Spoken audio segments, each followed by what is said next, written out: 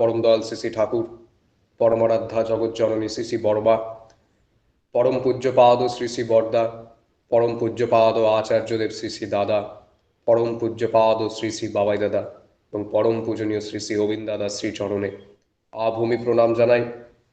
আজকে এই পুণ্য প্রভাতে সৎসঙ্গ অধিবেশন কেন্দ্র গুপ্তিপাড়ার তত্ত্বাবধানে আয়োজিত প্রিয় পরমের নাম সংকীর্তন এবং সৎসঙ্গ অনুষ্ঠানে উপস্থিত বরেণ্য সঞ্চালক, প্রিয় পরমের পুত পবিত্র পাঞ্জাধারী কর্মীগণ, ইষ্ট পথযাত্রী শ্রদ্ধেয় দাদারা ও মায়েরা, যথাযোগ্য স্থানে আমার শুভ বিজয়ার প্রণাম, শ্রদ্ধা ও আনন্দিত জয়গুরু জানাই।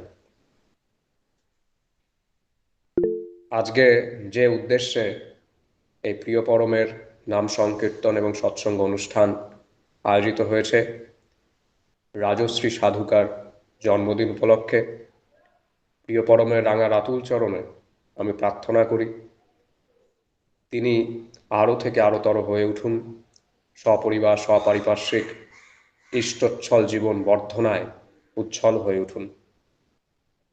সেই সাথে আপনারা যারা উপস্থিত আছেন বা যারা এখন উপস্থিত হতে পারেননি, প্রত্যেকের ইষ্টচ্ছল জীবন ও বৃদ্ধি আমি প্রিয় পরমের রাঙা রাতুল চরণে প্রার্থনা করি। আমি ব্যক্তিগতভাবে আজকে এখানে উপস্থিত থাকতে পেরে অত্যন্ত ধন্য এবং কৃতকৃতার্থ বোধ করছি।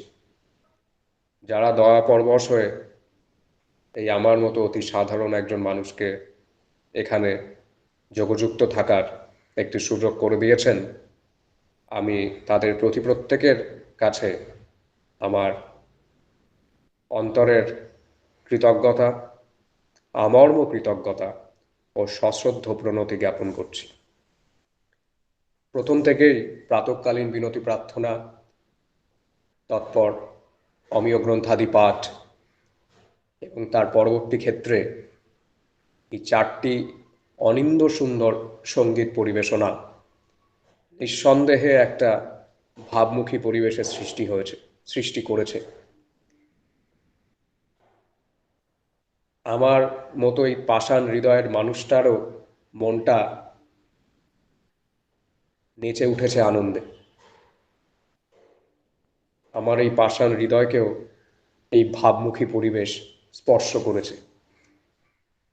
আপনাদের মতো এই ভক্ত মানুষের সঙ্গ করতে করতে আমার মনটাও একটু হলেও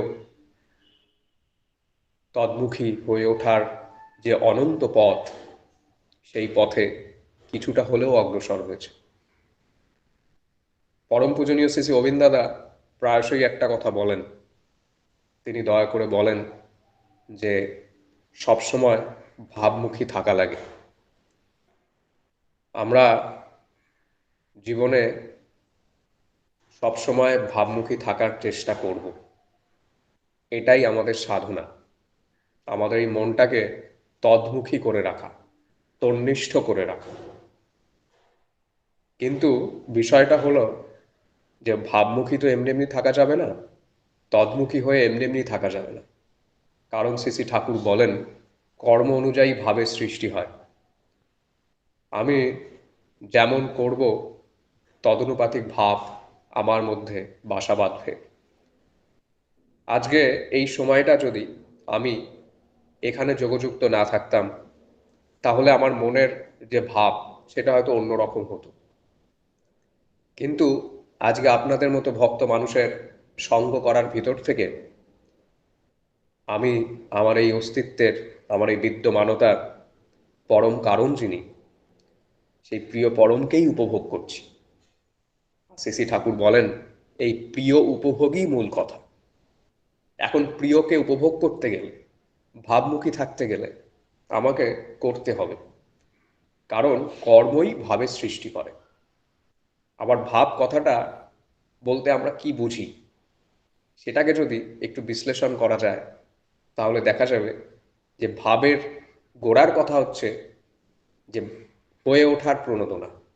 পরম পূজনীয় শ্রী শ্রী গোবিন্দ দাদা একদিন দয়া করে বলছেন যে শ্রী শ্রী ঠাকুরের যে কোনো কথা, সেগুলো বুঝতে গেলে তার এটিমোলজিক্যাল রুট অর্থাৎ ব্যুৎপত্তিগত অর্থ, এগুলো বোঝার প্রয়োজন আছে। তাহলে ভাব কথাটা এসছে ভূ ধাতু থেকে, তার এটিমোলজিক্যাল রুট হচ্ছে এটা। আর এই ভূ ধাতু থেকে ভাব শব্দের উৎপত্তি, তার মানে হয়ে ওঠার প্রণোদনা, অর্থাৎ আমি যা হতে চাই, আমার এই অন্তস্থ প্রণোদনা। আর এই অন্তস্থ প্রণোদনাই সৃষ্টি করে যে আমার জীবনের পরবর্তী কৃতি কি হবে, আমার পরবর্তী কর্ম কিভাবে নিয়ন্ত্রিত হবে। আর তার মধ্যে থেকেই আমাদের জীবনে প্রাপ্তি আসে। আমরা জীবনে প্রত্যেকে বেঁচে থাকতে চাই, বেড়ে উঠতে চাই। এটা আমরা বুঝি বা না বুঝি, এটাই সত্য।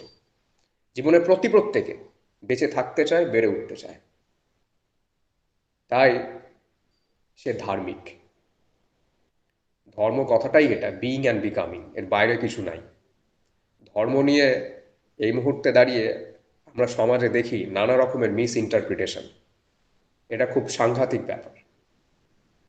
এই ধর্মের যদি এটিমোলজিক্যাল রুট দেখা যায়, সেখানেও ওই একই কথা, ধৃ ধাতু থেকে এসছে, ধারণ পালন পরিপোষণ, বিইং অ্যান্ড বিকামিং, এর বাইরে কিছুটা। আমরা প্রত্যেকে বেঁচে থাকতে চাই, বেড়ে উঠতে চাই। এখন যদি একটা মানুষকে জিজ্ঞেস করা হয় যে ভাই তুমি কি ধার্মিক, এই প্রজন্মের যে কেউ বলবে যে না আমি ধার্মিক নই।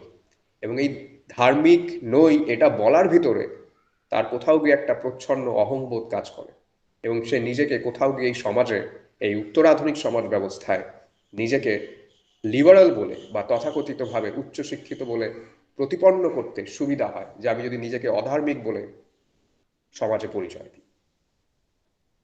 কিন্তু আদতে বিষয়টা হচ্ছে যে সেই যে মানুষটা নিজেকে অধার্মিক বলছে বা নিজেকে নাস্তিক বলে প্রতিপন্ন করতে চাইছে, সেই মানুষটাও কিন্তু আদতে নিজের অস্তিত্বকে স্বীকার করে, নিজে বেঁচে থাকতে চায়, নিজে বৃদ্ধিতে উচ্ছল হয়ে উঠতে চায়। তাহলে যে মানুষটা নিজের অস্তিত্বকে স্বীকার করে সে নাস্তিক হবে কি করে? কারণ নাস্তিক কথাটার অর্থ হচ্ছে নযুক্ত অস্তি, যে অস্তিত্বকে স্বীকার করে। পরম পূজ্যপাদ শ্রী শ্রী বাবাই দাদা একদিন দয়া করে বলছেন যে ঈশ্বর আছেন কি না নেই সেটা অনেক পরের প্রশ্ন, আমি তো আছি, আমার অস্তিত্ব আছে, আমার বিদ্যমানতা আছে, আমার সারা প্রবণতা আছে, এটা বুঝতে হবে। আমাকে যদি কেউ চিমটি কাটে আমার ব্যথা লাগবে, আমাকে কেউ অকারণে গালাগালি করলে মনটা খারাপ হবে, কেউ উৎসাহ ব্যঞ্জক কোনো কথা বললে মনটা প্রশস্তি লাভ করবে। তার মানে আমি ঘাত প্রতিঘাতে সাড়া দিচ্ছি, আমার এই অস্তিত্ব আছে, আমার এই বিদ্যমানতা আছে, অর্থাৎ আমার এই অস্তিত্বকে আমি স্বীকার করে নিচ্ছি। আর যখনই আমি আমার অস্তিত্বকে স্বীকার করে নিচ্ছি, তাহলে আমি আর নাস্তিক হলাম কি করে? আমি সম্পূর্ণভাবেই আস্তিক। আর আমার অস্তিত্ব আছে মানেই তার একটা বৃদ্ধিপরতা আছে, সে বেঁচে থাকতে চায়, সে বেড়ে উঠতে চায়। অর্থাৎ এই অস্তিত্ব বা বিদ্যমানতার এই যে বেঁচে থাকার যে অভিপ্সা বা বেড়ে ওঠার অভিপ্সা যখন নিহিত আছেই, তার মানে সে ধার্মিক। সে স্বীকার করুক বা না করুক, সে বুঝুক বা না বুঝুক, সে আদতে ধার্মিক।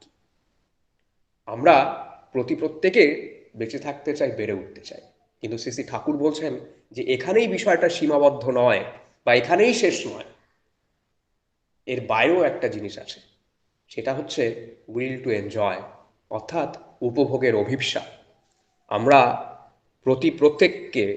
প্রত্যেকে জীবনকে উপভোগ করতে চাই, প্রত্যেকে চাই।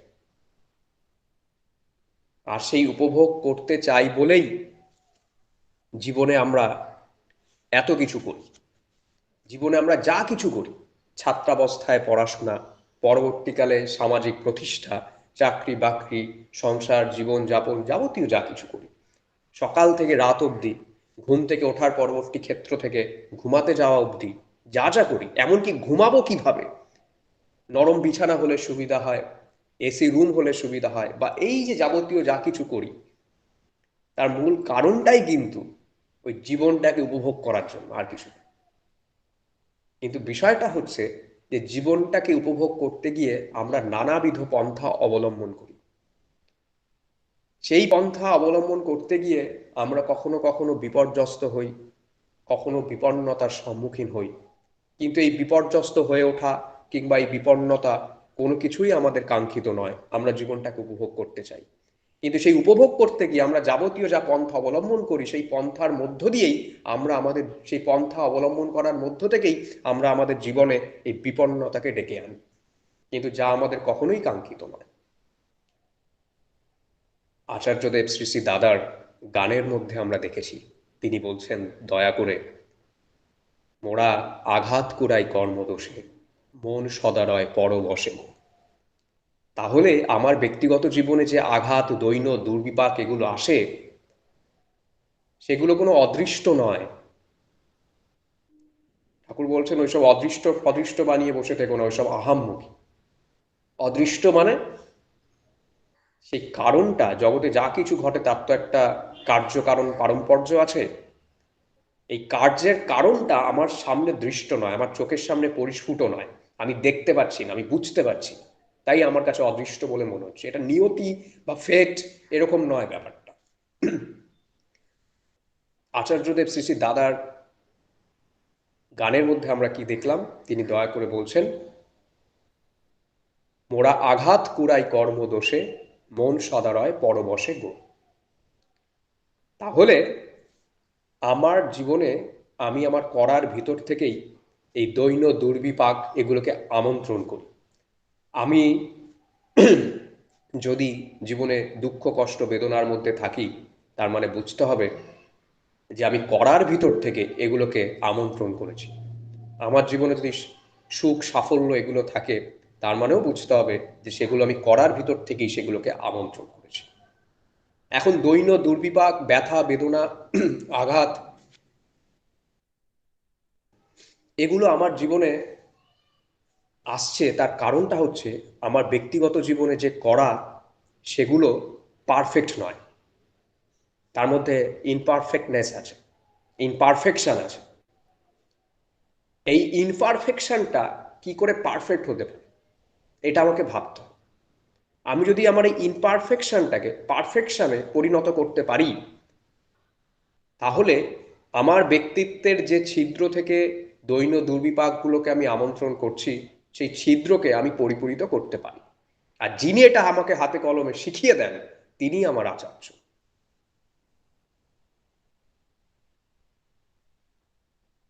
সেটি আমার জীবনের মূল সাধনা, যে আমার ব্যক্তিত্বকে পরিপূরিত করা। ঠাকুর বলছেন যে আমাদের গন্তব্য হচ্ছে ঈশ্বর প্রাপ্তি। ঈশ্বর প্রাপ্তি মানে ঈশ্বর আপ্তি। পরম পূজনীয় শ্রী শ্রী অবিন্দ দাদা বলেন যে ঈশ্বর আকাশেও থাকেন না, পাতালেও থাকেন না। ঈশ্বর আপ্তি মানে ধারণ পালন সম্বেক সিদ্ধ ব্যক্তিত্বের অধিকারী হয়ে ওঠা। তাহলে আমাকে আমার ব্যক্তিত্বটাকে সেই ধারণ পালন সম্বেক সিদ্ধ ব্যক্তিত্বের অধিকারী করে তুলতে হবে। আমার ব্যক্তিত্বের মধ্যে সেই ধারণ পালনই সম্বেগ নেই, বা থাকলেও তার প্রপার প্রপোর্শন নেই। তো সেই কারণে আমার ব্যক্তিগত জীবনে আমার ব্যক্তিত্বহীনতার কারণে এই ধরনের দৈন্য দুর্বিপাক ঘটে থাকে। ঠাকুর বলছেন ইষ্টে চেতন ব্যক্তিত্বটা, মন্ত্রে চেতন মন, ইষ্টভীতে দীক্ষা চেতন, সেবায় চেতন ধন। তাহলে আমার ব্যক্তিত্বটা তৈরি হবে আমার মধ্যে আমার ইষ্ট, আমার আদর্শ কতটা চেতন হয়ে আছেন আমার করার ভিতর থেকে। আর এই করাটা যিনি শিখিয়ে দেন, তিনিই আমার আচার্য। শ্রী শ্রী ঠাকুর ধৃতি বিধানা বাণী গ্রন্থে প্রথম খণ্ডে স্পষ্টভাবে বলছেন, কৃতি আচার্যের জীবনী তোমার উপাস্য, ধ্যান কেন্দ্র তিনিই তোমার। কৃতি আচার্যের জীবনী তোমার উপাস্য, ধ্যান কেন্দ্র তিনিই তোমার। আমরা আজ্ঞাচক্রে ধ্যান করি, এই আজ্ঞাচক্রটা হচ্ছে আমাদের ধ্যান কেন্দ্র। আর শ্রী শ্রী ঠাকুর কি বলছেন, ধ্যান কেন্দ্র তিনিই তোমার। তাহলে আজ্ঞাচক্রে ধ্যানের স্বরূপটা কিরকম? আজ্ঞাচক্রে ধ্যান বলতে কি বোঝায় আদতে? শ্রী শ্রী ঠাকুরকে প্রশ্ন করা হলো। শ্রী শ্রী ঠাকুর দয়া করে বলছেন যে আজ্ঞাচক্রে ধ্যানের স্বরূপ হচ্ছে to live in the horizon of his command. অর্থাৎ সেই আচার্যের নির্দেশের দিগন্তে বসবাস করা। অর্থাৎ আমার আচার্য যা বলেন তার সেই নির্দেশ আমি যখন পরিপালন করি, তখন আমি তার নির্দেশের দিগন্তে বসবাস করি। আর এটাই আজ্ঞাচক্রেও ধ্যানের সার্থকতা, যে আমার জীবনচক্রে তার আজ্ঞাকে আমি বহন করে চলব। যে আমার এই যে জীবন, এই জীবনে আমি তার আজ্ঞাকে বহন করে চলব, এটাই আমার জীবনের কাজ। এছাড়া আমার কোনো কাজ নেই। এই করার ভেতর থেকে কি হয়, নিজের জীবনচক্রে তার আজ্ঞাকে বহন করে নেওয়ার মধ্য দিয়ে আমার যোগ্যতা বহুগুণে বেড়ে যায়, আমার মধ্যে পারফেকশন আসে। আর পরম পূজ্যপাদ শ্রী শ্রী বাবাই দাদা এই কথাটাই বলেন যে ধর্ম মানেই পারফেকশন। ধর্ম আর অন্য কিছু নয়। আমরা কেউ এখানে টিক্কি রেখে বসে নেই, কেউ গেরুয়া বসন পরে বসে নেই, বা কেউ সংসার ত্যাগ করে বনে গিয়ে বসে নেই যে আমার সন্ন্যাস নেব আমি। এরকম নয় ব্যাপারটা। ধর্ম মানেই পারফেকশন। পরম পূজ্যপাদ শ্রী শ্রী বাবাই দাদা তাই বলেন। আমি যদি পড়াশোনা করি তাহলে আমাকে ভাবতে হবে যে আমার পড়াশোনাটা কি করে সার্থক সন্দীপী হতে পারে। শুধুমাত্র বই খুলে বসে থাকলেই পড়াশোনা হয় না। আমার আগে একটা দৃঢ় ধারণা ছিল যে অধ্যয়ন মানে বুঝি পাতার পর পাতা শুধু পাঠ করে যায়। কিন্তু পরম পূজনীয় শ্রী শ্রী অবিন্দ দাদা তিনি দয়া করে বোঝালেন যে অধ্যয়ন শব্দটার ভিতরে অধিগত করার একটি বিষয় আছে। অর্থাৎ আমি যা পাঠ করছি সেটা আমি আত্মস্থ করতে পারছি কিনা। যদি আমি আত্মস্থ করতে পারি তবেই সেটা অধ্যয়ন হয়, আদারওয়াইজ সেটা অধ্যয়ন হয় না। অধিগত হলে তবে অধ্যয়ন হয়। শ্রী শ্রী ঠাকুর স্পষ্টভাবে সত্যানুসরণে বলছেন যে বই পড়ে বই হয়ে যেও না, তার এসেন্স কিংবা সারকে মজ্জাগত করতে চেষ্টা কর। এই করার কৌশলটা যিনি আমাকে শিখিয়ে দেন তিনিই আমার আচার্য। আমার জীবনটা যত আচার্য নিষ্ঠ হয়ে ওঠে, আচার্য পরম্পরায় কেন্দ্রায়িত হয়ে ওঠে। এই যে আচার্য পরম্পরা, এই শব্দটা শ্রী শ্রী ঠাকুরের নিজ শ্রীমুখ নিঃসৃত কথা। এই শব্দটা কিন্তু অন্য কারোর বানানো নয়। আলোচনা প্রসঙ্গের প্রথম খণ্ডে শ্রী শ্রী ঠাকুর নিজ মুখে, তার শ্রীমুখে এই শব্দটা উচ্চারণ করেছেন এবং তার প্রাসঙ্গিকতা কোথায় সেই নিয়েও তার ডিটেলসে বলা আছে। আচার্য পরম্পরা এই শব্দটা শ্রী শ্রী ঠাকুরের শ্রীমুখ নিঃসৃত শব্দ। তো আমি যত আচার্য নিষ্ঠ হব, আমার জীবনটা যত সেই আচার্য পরম্পরায় কেন্দ্রায়িত হয়ে উঠবে, ততই আমার জীবনে ওই প্রত্যক্ষভাবে গুরু সেবা করার ভেতর থেকে আমার জীবনে পারফেকশন আসবে। আর এই পারফেকশনটাই ধর্ম। আর এই পারফেকশনে উপনীত হওয়ার জন্যই আমরা জীবনে যা কিছু সব করি। এই পারফেকশনটা আমাকে শিখতে হবে, এই কৌশলটা আমাকে যিনি শিখিয়ে দেন তিনি আমার আচার্য। আমার জীবনে কিন্তু বিষয়টা হচ্ছে অন্য জায়গায়, যে আমার জীবনে যে ইমপারফেকশন আছে সেটা তো আমাকে বুঝতে হবে আগে। আমি বুঝবো কিভাবে? অধিকাংশ ক্ষেত্রে কি হয়, আমরা নিজেদের ভুলটা কোথায় এটা বুঝতে পারি না। আমাদের অবস্থাটা হয় সেই বিষ্ণুর বরাহ অবতারের মতো, এই তো বেশ আছি, খাচ্ছি দাচ্ছি দিব্য আছি, কিন্তু আমরা তার স্বরূপটা ভুলে থাকি যে আমাদের খাক্তিটা কোথায়। আয়নার সামনে দাঁড়ালে আমি বুঝতে পারি যে আমার চুলের বিন্যাসটা ঠিক আছে কিনা, আমি যে জামাটা পরেছি জামাটা ঠিকঠাক আছে কিনা। ওই আয়নার সামনে দাঁড়ালেই কিন্তু বোঝা যায়, নালে কিন্তু বোঝা যায় না। জীবনটাকেও জীবনের আয়নার সামনে দাঁড় করাতে হয়। আর এখানেই আদর্শনিষ্ঠ জীবনের প্রাসঙ্গিকতা। ঠাকুর বলছেন যে দীক্ষা নিয়ে মূল যে জিনিসটা হয় সেটা হচ্ছে যে আমরা নিজেদের আমাদের খাক্তিগুলোকে চিনতে শিখি, যে আমার কোথায় কোথায় খাক্তি আসে। এই খাক্তি চিনতে শেখা, নিজের ভুলগুলোকে চিনতে শেখা, ডিটেক্ট করতে শেখা, এটা ভীষণ ইম্পর্টেন্ট। আর এটা ওই আদর্শনিষ্ঠ জীবনযাপনের মধ্য থেকে আমরা বুঝতে পারি। আমরা যত ইষ্টকর্মে লিপ্ত থাকি, যত নিজ হাতে প্রত্যক্ষভাবে গুরু সেবা করি, গুরুর প্রীতির কারণ হয়ে ওঠার জন্য যখন জীবনটাকে অতিবাহিত করি, তখন নিজের জীবনের চলনের খাক্তিগুলো কোথায়, ভাবা বলা করায় কোথায় অসঙ্গতি আছে সেটা আমরা বুঝতে পারি। আর এই বুঝতে পারা, এই যে রিয়ালাইজেশন, অনুভূতি, এটা ভীষণ প্রয়োজন। কারণ শ্রী ঠাকুর বলছেন অনুভূতির দ্বারা যা জানা যায় তাই হচ্ছে জ্ঞান। আর এই জ্ঞানই ঠিক করে দেবে আমি ব্যক্তিগত জীবনে সৎছন্দে থাকবো না অসৎছন্দে থাকবো। তাই প্রশ্নটা নিজের কাছে যে আমি ব্যক্তিগতভাবে সৎছন্দে আছি না অসৎছন্দে আছি। আমার মধ্যে যদি অসৎছন্দ থেকে থাকে তার মানে বুঝতে হবে আমার জ্ঞান প্রাপ্তি হয়নি।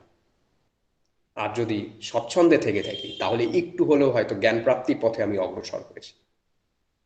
তাই সবকিছুর মূলে হচ্ছে সেই আদর্শ নিষ্ঠ থাকা। ঠাকুর বলছেন আদর্শ শব্দটা এসছে আপূর্বক দৃশ ধাতু, তার সাথে অধিকরণে অল প্রত্যয় যুক্ত হয়েছে। তার মানে যার ভিতর আমি সম্যকভাবে নিজেকে বোধ করতে পারি। এটা চিরাচরিত ভারতীয় দর্শনের কথা, আমরা বেদে দেখেছি সেই আত্মানাং বিদ্ধি, নো দাই সেলফ, নিজেকে জানো। নিজেকে জানতে গেলে আমাকে যিনি জানেন তার কাছে আমাকে যেতে হবে। আমার এই অস্তিত্ব, আমার এই বিদ্যমানতাকে যিনি সামগ্রিক অর্থে জানেন, সামগ্রিক অর্থে তাকে পরিপালন করেন, তাকে পরিপোষণ দেন, তাকে জীবন ও বৃদ্ধিতে উচ্ছল করে তোলেন, সেই বৈশিষ্ট্য পালি আপুরমান বেত্তা পুরুষ যিনি, তার কাছে আমাকে যেতে হবে। তার কাছে যাওয়ার মধ্য দিয়ে, তার সাথে যোগযুক্ত থাকার মধ্য দিয়ে আমি নিজেকে তার ভিতর বোধ করতে পারি। এই নিজেকে আমি যার ভিতর সম্যকভাবে বোধ করতে পারি, তিনিই আমার আদর্শ। আচার্য সঙ্গ করার ভিতর থেকে, আচার্য পরম্পরার সঙ্গ করার ভিতর থেকে আমি নিজেকে বোধ করার পথে ধীরে ধীরে এগিয়ে যেতে থাকি। সঙ্গ করলে কি হয়?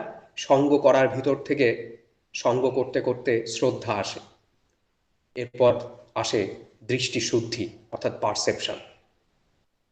এই পারসেপশনটা জীবনে ঠিক করে নেওয়া লাগে। আমাদের জীবনে যাবতীয় দুঃখ কষ্ট আসে, তার মূল কারণটা কিন্তু হচ্ছে পারসেপশন। আমি যদি পারসেপশনটাকে ঠিক করে নিতে পারি, তাহলে আমার জীবন চলনাটা অনেক সহজ হয়ে যেতে পারে। একজন মানুষ কোনো কিছু একটা কথা আমার কাছে এসে বলল, কিন্তু তার, আমার যদি ব্যক্তিগতভাবে পারসেপশন ঠিক না থাকে, তাহলে সেই কথার অন্য অর্থ আমি ধরব। আমি তখন তার অন্য একটা প্রত্যুত্তর দেব, সংঘাত বেঁধে যাবে। সুতরাং জীবনে পারসেপশনটা ভীষণ ইম্পর্টেন্ট। ঠাকুর বলছেন, আপন প্রবৃত্তিকে প্রতিফলিত করে কোনো সিদ্ধান্তে উপনীত হতে যেও না। দৃষ্টি তোমার ব্যর্থই হবে, দেখবে তোমার মনেরই প্রতিচ্ছবি বাইরে, আর আবদ্ধ হয়ে পড়বে একটা ক্ষোভ উদ্দাম বিভ্রান্তি দুর্গে, পদে পদে হবে অপ্রীতিভাজন সবারই। শ্রী ঠাকুরের কথা। তিনি বলছেন, আপন প্রবৃত্তিকে প্রতিফলিত করে কোনো সিদ্ধান্তে উপনীত হতে যেও না। দৃষ্টি তোমার ব্যর্থই হবে, দেখবে তোমার মনেরই প্রতিচ্ছবি বাইরে, আর আবদ্ধ হয়ে পড়বে একটা ক্ষোভ উদ্দাম বিভ্রান্তি দুর্গে, পদে পদে হবে অপ্রীতিভাজন সবারই। কিন্তু আমরা সবাই চাই যে আমাদের সবাইকে সবাই অ্যাপ্রিসিয়েট করুক। আমরা কেউ ব্যক্তিগতভাবে কারো অপ্রীতিভাজন হতে চাই না। কিন্তু অপ্রীতিভাজন আমরা কখন হয়ে পড়ি? যখন আমি আমার ওই প্রবৃত্তির উপর দাঁড়িয়ে, আমার ওই প্রবৃত্তি পরাভূতির উপর দাঁড়িয়ে আমার সবকিছুকে বিচার করতে চাই। আমার মনটা যখন সেই পরবশে থাকে, পরাভূতিতে নিমগ্ন থাকে। তাই তার থেকে উদ্ধারের রাস্তা একমাত্র একটাই, সেটা হচ্ছে ওই তার সঙ্গ করা। সঙ্গ করতে করতে শ্রদ্ধা আসে, এর থেকে আসে দৃষ্টিশুদ্ধি, আর এই করতে করতে করতে করতে পরিশেষে আসে বিশ্বাস। আর আমার যতদিন না বিশ্বাস আসে নাই, ততদিন আমার কিছুই হয় নাই। কারণ ঠাকুর বলছেন, বিশ্বাসের মতো সিদ্ধি নাই। আবার বলছেন, কর্ম বিশ্বাসের অনুসরণ করে। আমি যেমন কর্ম করব, সেইভাবেই ধীরে ধীরে ধীরে ধীরে আমার মধ্যে বিশ্বাস তদনুপাতিকভাবে বাসা বাঁধবে। আসলে বিষয়টা হচ্ছে ভালোবাসা। পৃথিবীতে বহু শাস্ত্র রচিত হয়েছে, কিন্তু কোনো শাস্ত্র মানুষের চরিত্রকে উদ্বর্ধনের পথ দেখাতে পারেনি। একমাত্র ভালোবাসায় মানুষের চরিত্র বিনায়িত হয়ে উঠেছে। মানুষের যাবতীয় আনঅ্যাডজাস্টেড কমপ্লেক্সেস, সেগুলো সব অ্যাডজাস্টেড হয়ে উঠেছে, বিনায়িত হয়ে উঠেছে। অনুরাগ, অনুরাগের মধ্য দিয়ে, ভালোবাসার মধ্য দিয়ে সব হয়। আসলে এই যে মন, এই যে কমপ্লেক্স, মনটা আদতে, ঠাকুর বলছেন, মানুষ আদতে হচ্ছে বান্ডেল অফ কমপ্লেক্সেস, তাছাড়া কিছু না। আমরা প্রত্যেকে তাই। আমাদের এই যে অস্তিত্ব, আমাদের এই বিদ্যমানতাটা দাঁড়িয়ে আছে কমপ্লেক্সের উপরে। আমাকে যদি জীবনে উপভোগ করতে হয়, তো এই কমপ্লেক্সের উপরে দাঁড়িয়ে, এই প্রবৃত্তির উপর দাঁড়িয়ে জীবনটাকে উপভোগ করতে হবে। আবার যদি আমার জীবনটা ধ্বংসের পথে যায়, তাহলে সেটা এই প্রবৃত্তির কারণেই ধ্বংসের পথে যায়। তাই প্রবৃত্তিকে কিভাবে বিনায়িত করতে হয়, তার কৌশলটা আমাকে শিখতে হবে। একটা দেশলাইয়ের কাঠি আমার ঘরের অন্ধকারকে দূরীভূত করে দিতে পারে, আবার ওই একটা ছোট্ট দেশলাইয়ের কাঠি আমার ওই বিরাট বড় বাড়িটাকে এক নিমেষে পুড়িয়ে ছাড়খাড় করে দিতে পারে। তাই ওই কাঠির ব্যবহারটা আমাকে শিখতে হবে। আর সেই কারণেই আচার্যনিষ্ঠ হওয়া। আমাদের এই মনের মধ্যে প্রতিনিয়ত বেশ কয়েকটা প্রাইম ফ্যাক্টরস তারা কাজ করছে প্রত্যেকটা মুহূর্তে। এই যে আমি কথা বলছি, আপনারা এখানে আছেন, প্রত্যেকটা মুহূর্তে প্রত্যেকটা পার্সপেক্টিভের মধ্যে, every point of my life এগুলো কাজ করে। প্রথমটা হচ্ছে যে এই মেটেরিয়াল ওয়ার্ল্ড, আমরা কোন সঙ্গের মধ্যে আছি, আমার এই পরিবেশ, আমরা যেমন পরিবেশের মধ্যে থাকবো, আমি চাই বা না চাই তার একটা প্রভাব কিন্তু আমার মধ্যে আসবে। এখন যদি হঠাৎ করে বৃষ্টি শুরু হয়, হঠাৎ করে, তাহলেও কিন্তু আমার মনোজগতের একটা পরিবর্তন তৈরি হবে। আমি যদি কোনো এক্সপিডিশনে যাই, আমি যদি কোনো ট্রেকিংয়ে যাই, তাহলে একটা নির্দিষ্ট উচ্চতা ওঠার পরে আমার মনোজগতের একটা পরিবর্তন হবে। এগুলো প্রাকৃতিক কারণে হতে পারে। আবার অন্যটাও হতে পারে যে আমি কি করছি। এখন সোশ্যাল মিডিয়া বা সোশ্যাল নেটওয়ার্কিং সাইট, এগুলো নানা রকম এখন একটা বিষয় এই পোস্ট মডার্ন ওয়ার্ল্ডের। এটা এই উত্তর আধুনিক সমাজ ব্যবস্থার একটা অংশ। আমি বলছি না যে সোশ্যাল মিডিয়া ব্যবহার না করার কথা, অবশ্যই করতে হবে, কিন্তু কিভাবে করব সেই কৌশলটাও শেখার প্রয়োজন আছে। সোশ্যাল মিডিয়ায় বা ফেসবুক হোয়াটসঅ্যাপে স্ক্রল করতে করতে হঠাৎ এমন একটা কিছু জিনিস আমার চোখে পড়লো, সেই জিনিসটা কিন্তু আমার মনোজগতে প্রভাব ফেলবেই, সেটা আমি চাই বা না চাই। সেকেন্ড হচ্ছে মানুষের সঙ্গ, কোম্পানি, সামাজিক সঙ্গ। আমি কোন কোম্পানিতে আছি, আমি কাদের সাথে মিশি, আমি যাদের সাথে মিশবো সেই সঙ্গ করার ভিতর থেকে আমার মন মানসিকতা তেমন হবে, তার একটা প্রভাব আমার মনোজগতে পড়বে। আরেকটা হচ্ছে আমার শরীরের অবস্থা। ঠাকুর বলেন যে your body and your mind should be in sync. আমার শরীরটা যদি সুস্থ না থাকে, তাহলে আমার মনটা কখনো সুস্থ থাকবে না। সেই কারণেই তিনি বলছেন যে শ্রী বিগ্রহের মন্দির ভেবে যত্ন করিস শরীরটাকে, সহনপটু সুস্থ রাখিস, বিধি মাফিক চালাস তাকে। আরেকটা হচ্ছে মনের জাগ্রত ইচ্ছা, যে আমরা কি হতে চাই। এই যে ভাব, শুরুতেই যে ভাবের কথা বলছিলাম, ভাব মানেই হচ্ছে হয়ে ওঠার প্রণোদনা। ভাব কথাটা এসছে ভূ ধাতু থেকে, যে কি হতে চাই, এটা নির্ভর করে আমার করার ভিতর থেকে। তাই ঠাকুর বলছেন, সৎ যদি হয় সঙ্গ তোমার, ভাব যদি হয় মহান উচ্চ, বিশ্বের দ্বারে সাধনা তোমার হবে না ব্যর্থ, হবে না তুচ্ছ। আর একটা যেটা আছে সেটা হচ্ছে একটা অসংবিত চিত্ত ধারা, আমরা যেটাকে আনকনসিয়াসনেস। এগুলো তো গেল মনের এক একটা প্রাইম ফ্যাক্টরস এর কথা। আবার মনের নানা রকম লেয়ার্সও আছে, আমরা সেটা খুব ভালো করে জানি। যে সেখানে বলা আছে যে কনসিয়াসনেসের কথা, conscious mind, unconscious mind, subconscious mind. এর ঠাকুর বলছেন তার সাথে আরেকটা ব্যাপার আছে, সেটা হচ্ছে প্রি কনসিয়াস মাইন্ড, প্রাক চেতন স্তর। অর্থাৎ মনের কোনো একটা সময় যেটা চেতন ছিল, আমি হয়তো কোনো কারণে সেটাকে রিপ্রেস করেছি, অবদমিত করেছি, সেটা পুনরায় কিন্তু ফিরে আসতে পারে একটা ডিস্টর্টেড লিবিডো হয়ে। তখন কিন্তু সেটা অনেক জটিল হয়ে যায়। ঠাকুর বলছেন এটাকে প্রি কনসিয়াস লেয়ার, প্রাক চেতন স্তর। তাই ঠাকুর কোথাও রিপ্রেশনের কথা বলেননি, অবদমনের কথা বলেন। এই এতগুলো প্রাইম ফ্যাক্টরস এর কারণে বা মনের এতগুলো লেয়ার্স এর কারণে, এই আনঅ্যাডজাস্টেড কমপ্লেক্সের কারণে আমাদের জীবনে আমরা পারসেপশনটাকে ঠিক রাখতে পারি না। আমাদের মধ্যে একটা হুইমসিক্যাল চলন, সাম্যহারা চলন এরকম দেখা যায়। আজকে যে মানুষটাকে আপন বলে মনে হয়, কালকেই সেই মানুষটাকে আমি দুর্ব্যবহার করি। সেই মানুষটার সাথে, যে মানুষটাকে আজকে আমার খুব আপন বলে মনে হচ্ছে, কালকে সেই মানুষটাকে আমি দূরে সরিয়ে দিই। তার মূল কারণটা হচ্ছে আমার কমপ্লেক্সেস গুলো আনঅ্যাডজাস্টেড, সুবিনায়িত নয়। তাহলে বিনয় আনাটা কিভাবে সম্ভব? ভালোবাসার মধ্য দিয়ে। আমরা প্রত্যেকে এই ভালোবাসা, ভালোবাসা মানে যুক্ত হওয়ার আবেগ, যোগাবেগ। ঠাকুর যাকে বলছেন সুরত, ইংরাজিতে যাকে বলে লিবিডো, এই ভালোবাসার সহজাত টান নিয়েই পৃথিবীতে এসেছি। আমরা প্রত্যেকে এই যুক্ত হওয়ার আবেগ অনুভব করি, প্রত্যেকের মধ্যে আছে। সেটা আমরা কেউ বুঝি বা কেউ বুঝি না, প্রত্যেকের মধ্যে আছে। আমরা প্রত্যেকে যুক্ত হয়ে বৃদ্ধিপর হতে চাই। খুব স্বাভাবিকভাবে যদি দেখা যায়, এই যে লকডাউন যখন শুরু হলো, 22শে মার্চ যখন ফার্স্ট টাইম লকডাউন শুরু হলো, তারপরে বিভিন্ন মিডিয়ায়, সেটা প্রিন্ট মিডিয়া হোক কিংবা ডিজিটাল মিডিয়ায়, একটা কথা বারবার উঠে এসেছে, সেটা হচ্ছে মানুষ অবসাদগ্রস্ত হয়ে পড়ছে। যেমন প্রথম লকডাউন, এবার সমাজের বিদ্বজ্জনেরা কি বললেন যে মানুষ কেন অবসাদগ্রস্ত হয়ে পড়ছে, তার মূল কারণটা হচ্ছে অ্যাকুট লোনলিনেস, অর্থাৎ একাকিত্ব। তাহলে এইটা বোঝা যাচ্ছে যে মানুষ একাকিত্ব বোধ করছে কেন, এবং সেই একাকিত্ব তাকে অবসাদের মুখে ঠেলে দিচ্ছে কেন। কারণটা হচ্ছে আমরা কেউই একা থাকতে চাই না। আমাদের প্রত্যেকের মধ্যে সেই যুক্ত হওয়ার আবেগ নিহিত আছে। আমরা প্রত্যেকে একে অপরের সাথে যুক্ত হয়ে বৃদ্ধি পর্বতে চাই। এই যে যুক্ত হওয়ার আবেগ, এই যে সুরত, এই যে লিবিডো, এই যে ভালোবাসা, এই যে অনুরাগ, আমি যার প্রতি নিবদ্ধ করব, আমার জীবন ও জ্যোতি ও সেবা ঠিক সেরকম হবে। আমি যাকে ভালোবাসবো আমার সবসময় তার মতো হতে ইচ্ছা করবে। আমি যাকেই ভালোবাসবো, কারণ ঠাকুর বলেন যে ভালোবাসার মধ্যে এক ধরনের টেনশন আছে, সবসময় বিলাভেডের মতো হতে ইচ্ছা হয়। আমি যদি আমার ভালোবাসাটা যদি 10 পাত্রে নিবদ্ধ করি, তাহলে আমার ব্যক্তিত্বটা সমাহিত না হয়ে খণ্ডিত হয়ে যাবে। তাই ভালোবাসার কেন্দ্রবিন্দু সবসময় এক এবং অদ্বিতীয়, সেই বৈশিষ্ট্য পালি আপুরবান বেত্তা পুরুষ। আমার অনুরাগটা তার প্রতি নিবদ্ধ থাকবে। যদি অভিভূত হতে হয় তো ঈশ্বর প্রেম, you are for the lord not for others.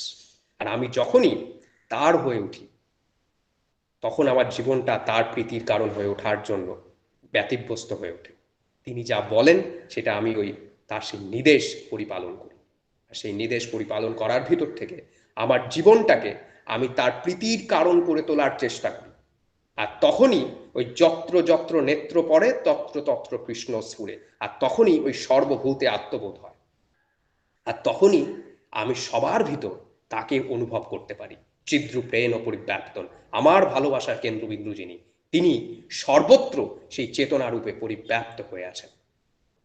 তখনই you are for the lord and so for others. আমি যদি তাকে বাদ দিয়ে সবার হতে চাই, তাহলে আমার ব্যক্তিত্বের কিছুই থাকবে না, আমার অস্তিত্ব বিপন্ন হয়ে যেতে পারে। তাই you are for the lord not for others. আর আমি যখনই তার সর্বতভাবে হয়ে উঠি, তখনই you are for the lord and so for others. আপনারা সবাই খুব ভালো থাকেন, আনন্দে থাকেন, শরীর আর মনের যত্ন নেবেন, সবাই সবাইকে আনন্দে রাখবেন। আপনাদের প্রত্যেকের জীবন সেই আচার্যের প্রীতির কারণ হয়ে উঠুক, এই আমার একান্ত প্রার্থনা। জয় গুরু, বন্দে পুরুষোত্তমম।